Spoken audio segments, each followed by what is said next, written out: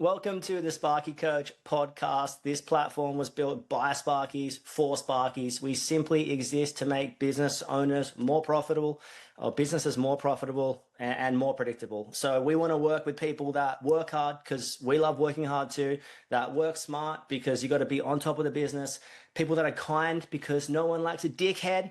Am I right? People who want results because that's what we're here for, right? And people who want to be part of a like-minded community. So if you're interested in hearing more about the platform, please reach out and enjoy the podcast. Baby Got Backcharged Part 2. That is a Sir Mix-a-Lot reference from maybe the greatest song of all time, Baby Got Back. Do you want to give us a bit of a tour of that song, Ham?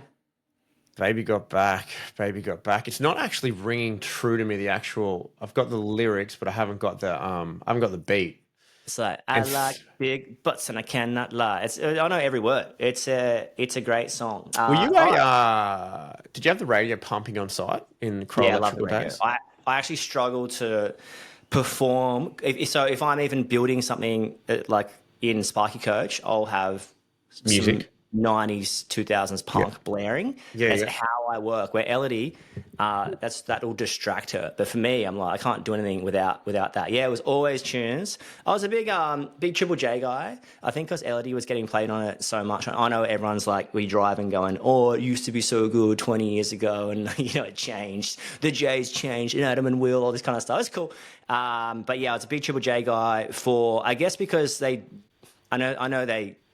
think when Corby Brother came out, they started playing like a really good song 2 or 3 times a day, but my memory before that was always like, you don't really hear the same song twice, which I kind of like of that. And I think for me, it's nice. I don't know how it's going to come across, but I like to be a little bit unfamiliar. I think that's why I like surfing. You're not really in control. Like if you listen to, often they find the people that stick with the pop, I don't know, the Kyle and Jackie O or whatever, they like to know what's coming up and they like that element of predictability, which I think in business, if you're consistently operating out of your comfort zone, I think you're going to be pushed harder than that, and you need to be comfortable in the uncomfortable. So I know that's quite a deep analogy of why Triple J, but yeah, I couldn't stand it when some, who are we going to pick on? Some cabinet maker or some plumber puts on their DJ mix from 2004, and I'm just like, shut up. That's actually my worst nightmare.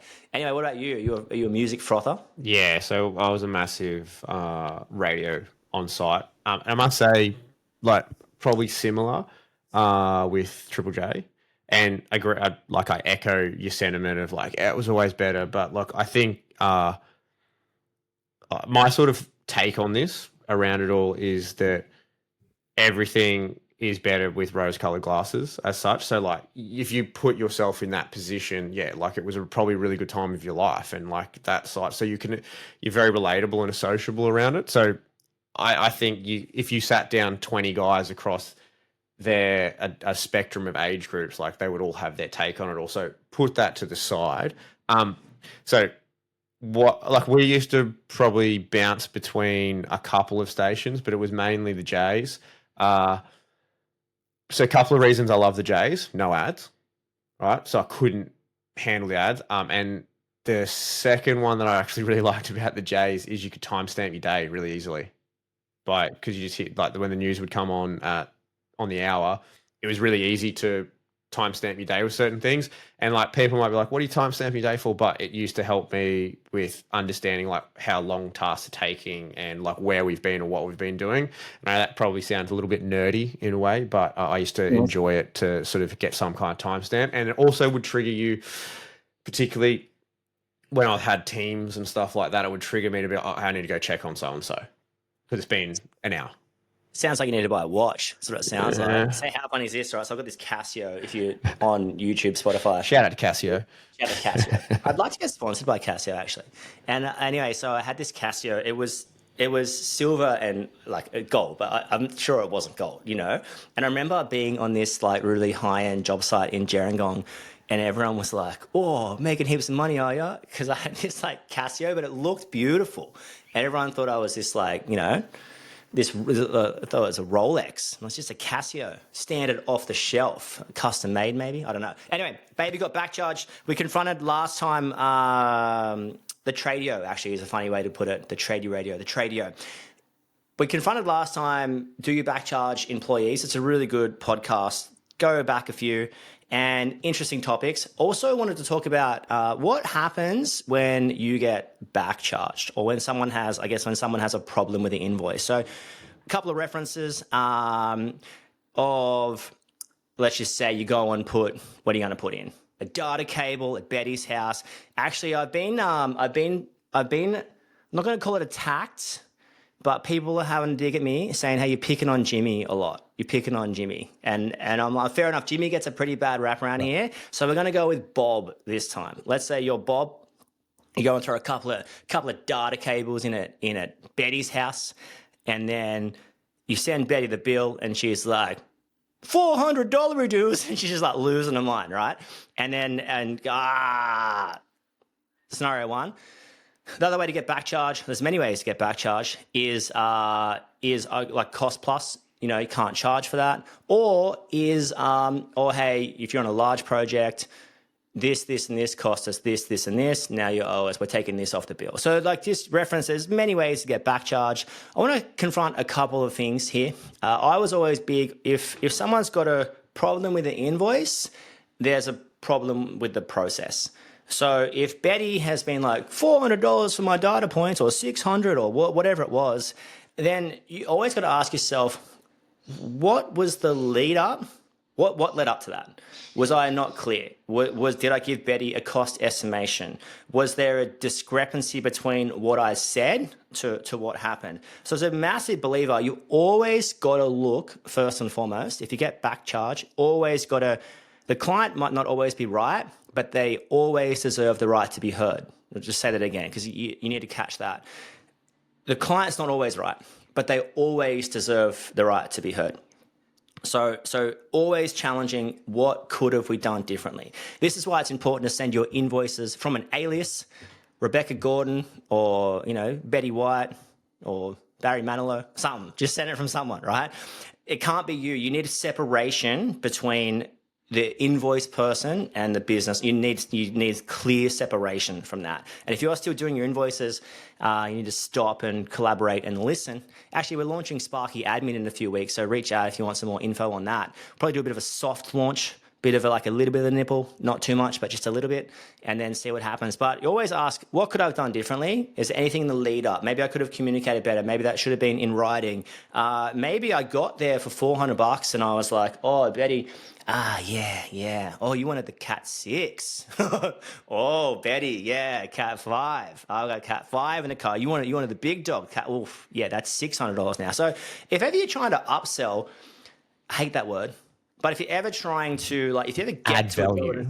if you're trying to add value, laser, you just got to be genuine, right? Like I was always, and people feel genuine. Someone said the other day that someone, they got a pretty good job because the other Sparky was trying to upsell all this other stuff. And I'm like, that comes across. Like if you're, actually you need this, you need this, you need this. And just if it's good enough for your house or good enough for your mum or your partner or your sister-in-law, then present it. I think you've got to present the options and the facts, but then you've just got to let the client decide. And hopefully you've given enough information that the client can make an educated decision. But you're always going back to what could have I done differently? From that point, if the ship is going south, right? If the ship is going south, and on that, I want to highlight, when I was young in business, now I'm Gandalf, Crow the Grey, Crow the White, whatever he becomes after the fact, right? So young in business, I would just cop everything. So someone's got a problem, I'm sorry, baby, I didn't mean that. Yes, discount. What do you want? What Happy Gilmore style. Can I polish your shoes as well? What else can I do to make it right? And then as I got older, I started to realize, I've got a side of the story too. So as long as I can communicate that, so I fully hear what you're saying, I felt like it was really clearly communicated. We did that on site. You signed this document. You did. So I feel like you got to hear their side of the story. You have to hear their side of the story. You have to listen. But then you're entitled to share. They got to share. You got to share. As long as you can do that calmly and in an educated way, I'm okay with it. So, oh yeah, I hear what you're saying. Look, we said this at this point. We're on site. We discussed. You signed this document. Are you hearing what I'm saying? So both sides have to be able to share their story. But what you want is a clean, swift resolve. So you just want to be like, let's say my break even on Betty's 600 data points. I saved some money running Cat 5, not Cat 6. That's a bit of a joke, by the way. And then let's say break even was 390. I'm just trying to resolve it. If I can get paid more than 390 and Betty's happy, a happy client is better than $200 for my liking. So long-term clients are better than short-term money. You can lose your reputation in an instance, and you really just want to be on the right side of this stuff. In saying that, if you're consistently on the wrong side of this with clients, like, oh, we're backcharging you, we're backcharging, we're backcharging, we're backcharging, we're backcharging, we're backcharging, maybe you're not an ideal fit, or maybe you've got to grow a bit of a backbone. And I've shared this story a couple of times, but I think it's super fit here. So I remember we're working for this builder on a cost plus job at a pub. And if you say, why wasn't that quoted? I promise you haven't done pub work before. That's just the reality of what's happening. So I was doing this pub renovation, and something took the team longer. I can't remember what it was exactly. And the builder came to me and he was like, oh, Crow, that took them. We have to redo that because this was wrong. So take 4 hours off the bill.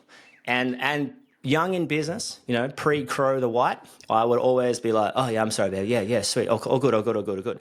And as I started to get educated with my numbers and everything like that, I thought, hey, cost plus is just a transfer of risk. That's if you want to know the difference between quoted and cost plus, it's who's absorbing the risk. On a quoted job, I absorb the risk. Am I going to perform the job for less than what I've said? On a cost plus job, they absorb the risk. Are these people going to turn up, show up, rip in, tear in, get the job done because I'm absorbing the risk? If it goes for 30 hours, I pay 30. If it goes for 20, 300, 200, you get the gist. And I remember if you've done work on cost plus, generally speaking, you're looking at like your break even rate. You're probably running like a bit of a low overhead, well-oiled machine. And there's certain, because there's no quoting in cost plus, so you can keep your overheads quite low. A lot of times the business owner can be billable at that point too, so you can actually run a real well-oiled machine. So I remember turning up, having this discussion face to face. I'm a big face to face person, or Zoom to Zoom, which is I guess still face to face, or worst case phone call. Never text message or writing. If you're going to resolve something, resolve it in a phone call. Never resolve it in writing. The writing should be a follow up from what you've resolved on the phone. Like that. That's my opinion. So I remember this guy going, "You owe us, take some money off the bill," and I was like, "Oh, you know what? Actually." The rate I'm charging you is we need to get 8 hours of those in a day, because that's what I've given you, our raw dog, like our best rate, our wholesale rate.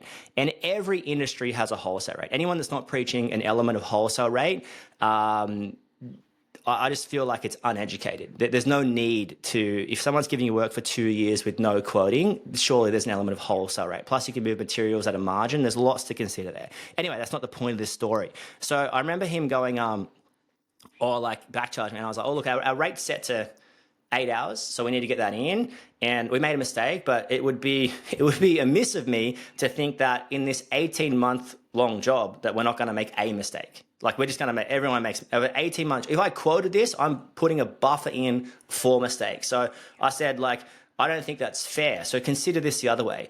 Let's say we've got 5 days worth of work to do here and I achieve it in 3. Because it's cost plus, I can't bill for 5 because I've been there for 3.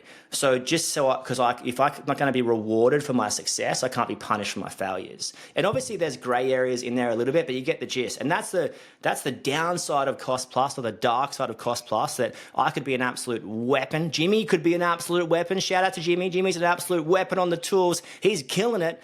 And he's performing twice as much work as Bob, because Bob sucks. But Jimmy, they're on the same rate. And they're charging the same rate. So cost plus has its upsides, 100%, has its downsides, 100%. But yeah, it was interesting with the backcharging, but I just feel like my 2 cents are work out what led up to that. Like what put me here? How did I land here? How can I get better? Even if I did everything right, surely there's something I could do a bit better. and then see it from the client's lens. What did the client think? Was that communicated well? Because it's like what we learned at the live event was communication is a two-way street, right? So you see it.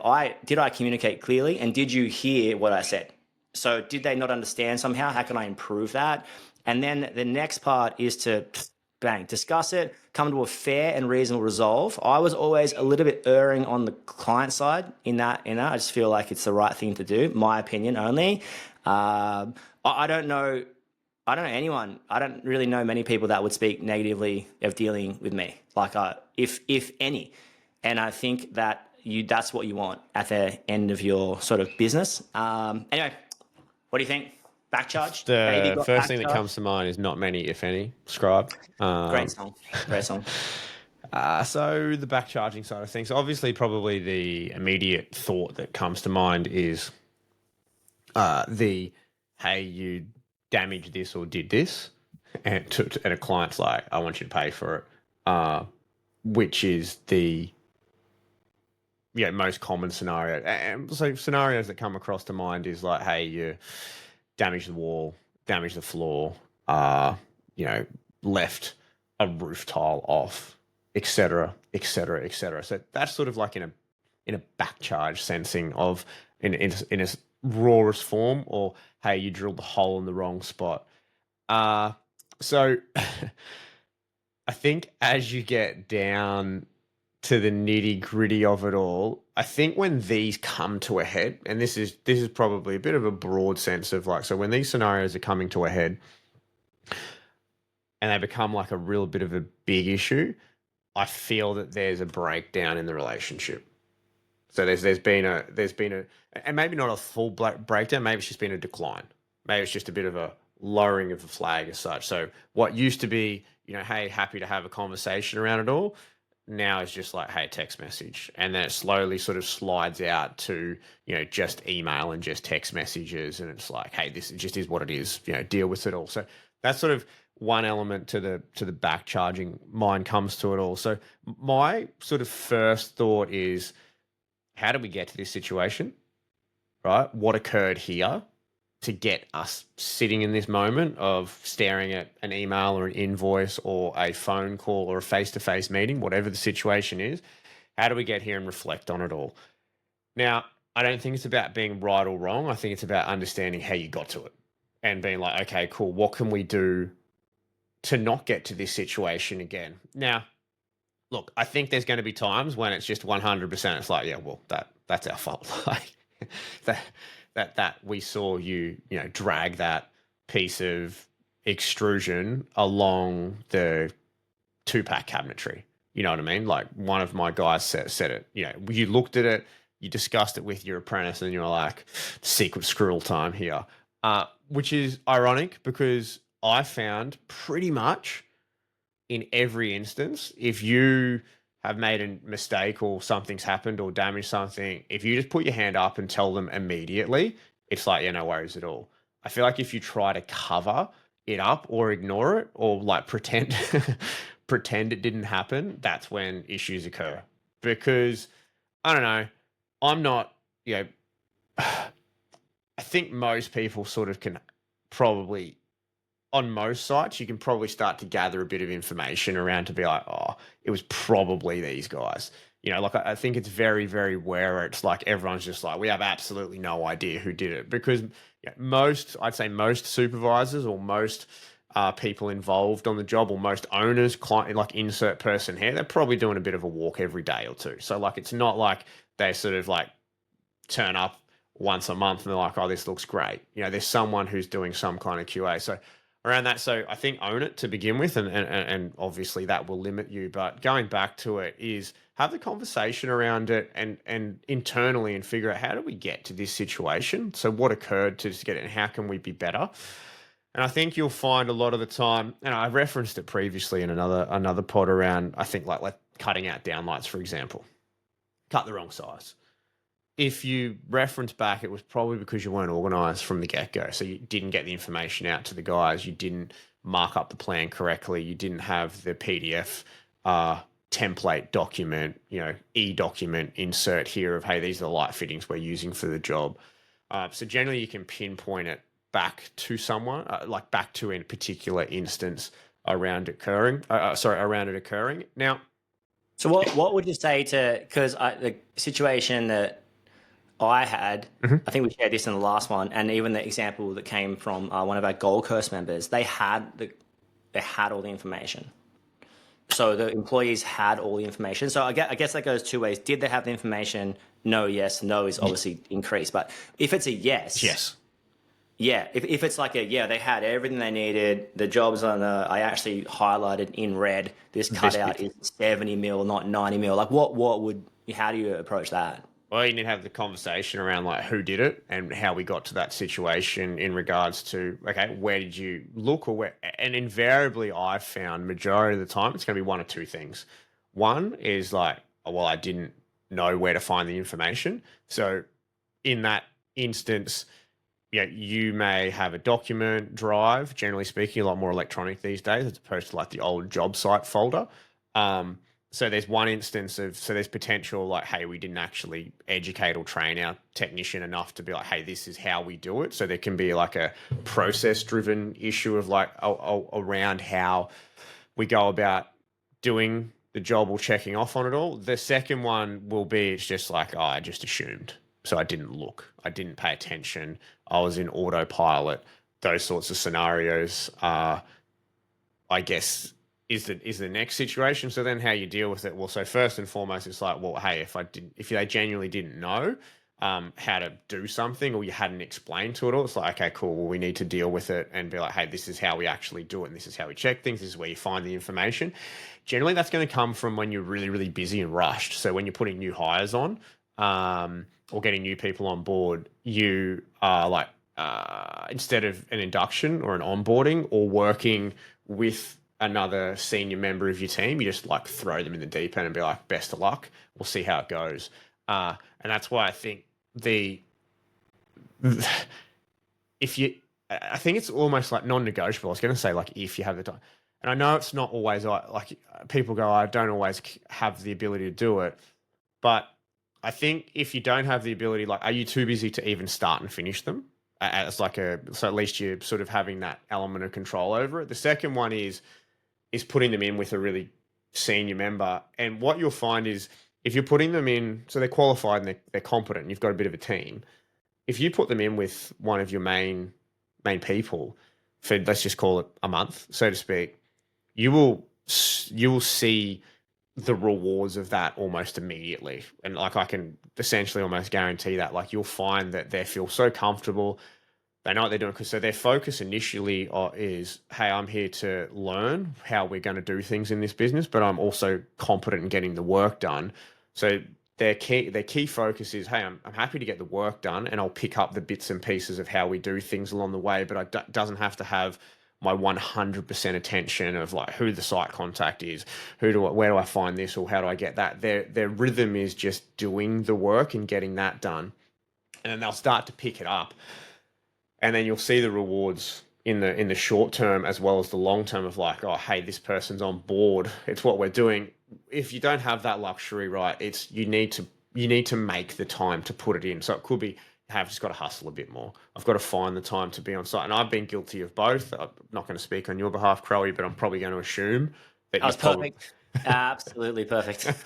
I'm probably sure you're bringing that. And it happens when you're really busy or you're like, I'll just throw them in the deep end, and then you're like, can't believe you didn't do that. And it's like, okay, did I tell them, or did I even mention it to them, or did I tell them that the person on site was, Robbo? And it's like, I haven't. So it's like, oh, okay, that's right. So in that instance there, with the new hire, getting them to feel comfortable. So then going back to the part around like, if they did have all the information, it's just literally sitting down, having a conversation around it all.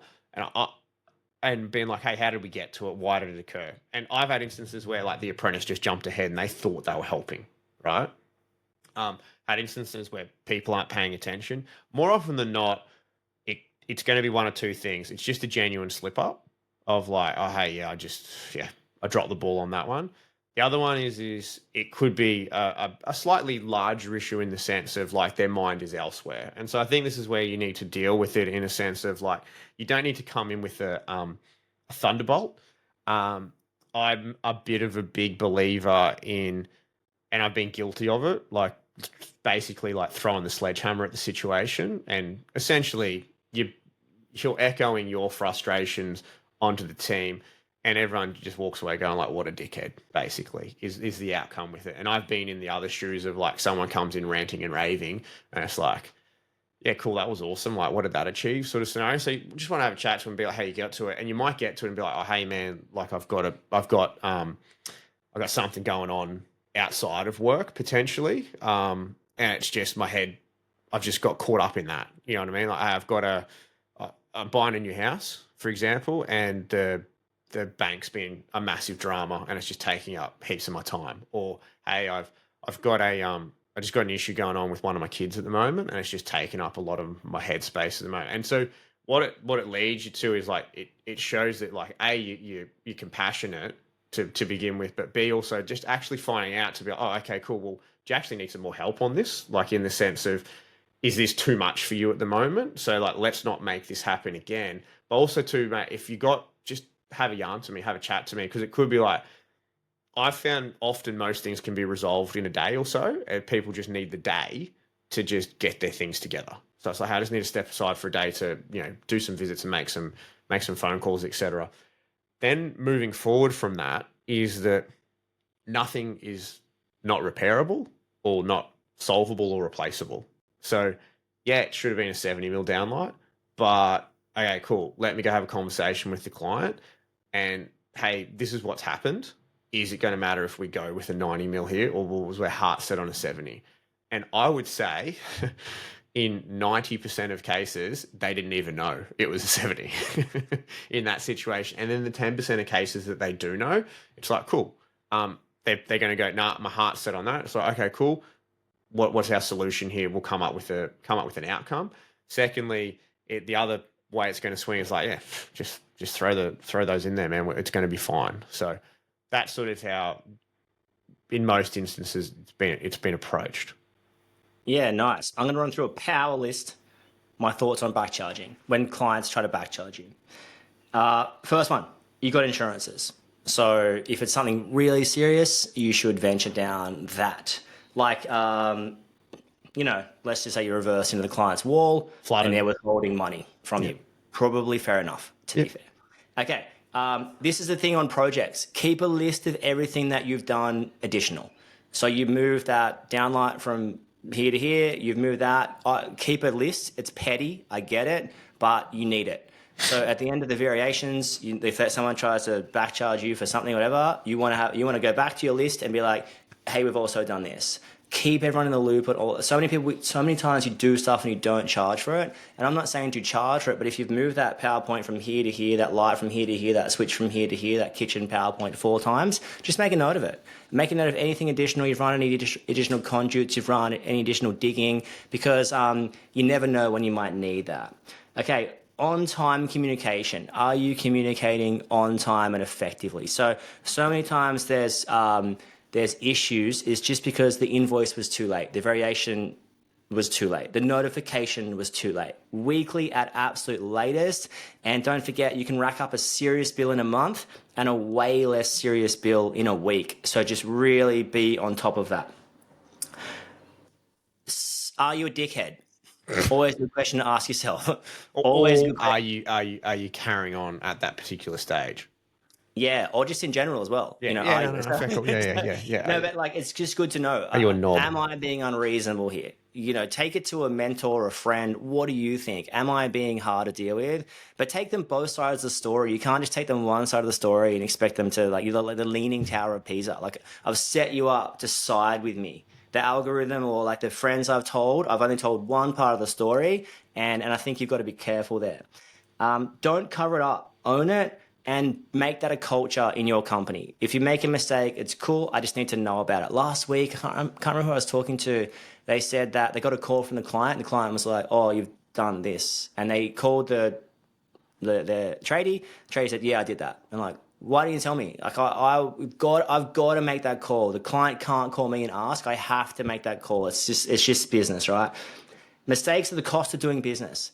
Backcharging, to some extent, You're going to deal with this. The goal is to deal with it a lot less. And this is maybe why you need to set your efficiency marker on. It's why you need to be making good money, but maybe on your server side or project side, you're budgeting out at 95% efficiency or 90% instead of 100. Just be that you can take that down to 70%. It doesn't matter, but like generally speaking, you shouldn't have to take it down that low, but go with me. But just kind of like my final wrap up is, like a couple of things. Two major things for me. Check every single invoice. Check every single invoice that, or someone of substance, Sparky wise, has to check an invoice because it might be wrong. And I'll take you down this story. Remember this, one of my tradies did a job at, it was Oyster Bay, classic Shire activity.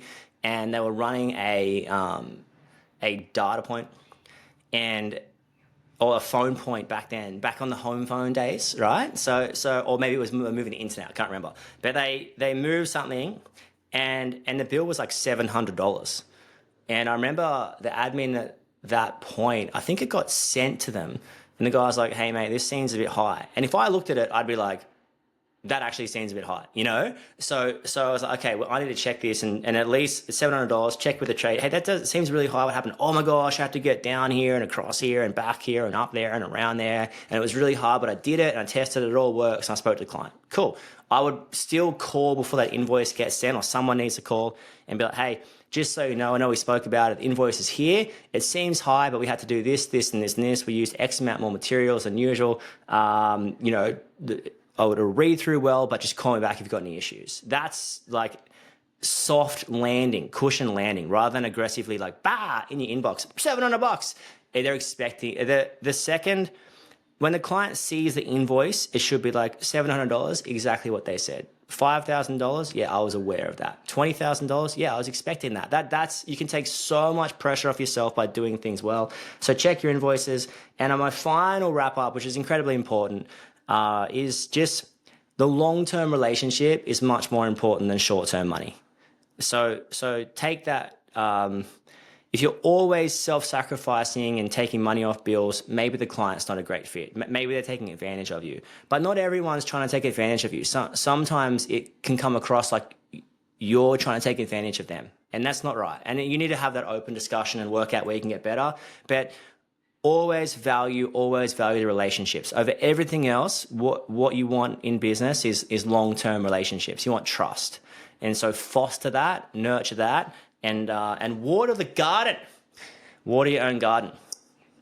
I like it. Wrap up from you. Yeah, a quick wrap on it all is I think always have a look at how you got to that point. So what was the events that occurred around it, and reflect on it to see A, how you got there, but B, also to what can you change to avoid getting into that situation in the future? Because it's just not a nice feeling, to be perfectly honest, around it. Secondly is the communication side of it all. So no one ever said, hey, thanks for no one's ever said, hey, you sent me 5 too many emails to let me know what it was going to cost. If you sent no emails, and then they get the $100,000 bill, they'll be like, look, a heads up probably would have been nice in the nicest possible way. So the communication side of things, the relationships around it. So echoing what you said around that is that you're in the game for a long time. So you want to build the relationships that are long-term. That's the aim of the game. And the other one on it is, I look at it is, it sort of ties in around like cost of doing business, mixed in, mistakes are going to happen, mixed in with the long-term game and relationships. So it's a bit of a melting pot of a few bits and pieces, is that what's actually involved in resolving the situation here. So it's going to take time, and it's going to take money, and it's going to take headspace, right? So what out of them is the most important thing to you? Now, I'm going to say if money is always the key driver around it all, you're probably carrying on like a bit of a dickhead around things. I'm just going to call it for what it is. I think if you are being probably an authentic and genuine sort of person, is that you want to get to a resolution relatively quickly in the scheme of things. So A, you move on from it quickly. B, it allows you to get your headspace back from it all. And then C, you're getting an outcome that both parties are reasonably, happy with at the end of the day. So on that, there is that sometimes you're going to have to give a little bit, and sometimes you're going to have to take a little bit around it. But ultimately, to me, the outcome is what you're looking for to get it get it sort of quickly resolved, where everyone's reasonably happy with the situation. Doesn't mean that you have to then work for them forever and ever, but it's left the relationship in a way that it's like, yeah, look, it's okay. It's the outcome we're looking for. Yeah, I'm going to finish on 2 song references. Taylor Swift, you want a swift resolve. And I think it was the Notorious B.I.G. that said, mo money, mo problems. But what you want to have is mo money and less problems. That's what you want, right? You've been lied to all these years. Thanks for hanging out. Peace. Catch ya. That's a wrap on another podcast. Whatever you're doing, don't be too busy to stop and check if you're making money. And above all else, you know the rules. Be kind. See you soon.